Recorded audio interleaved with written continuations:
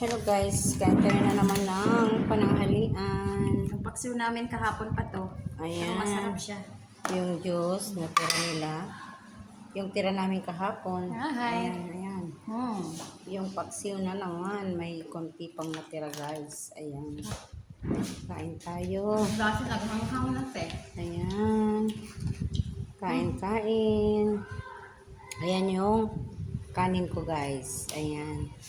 Yan ang uulamin ko para siyang luto sa Pilipinas. Ayan, manok na digilya ang pangalan dito.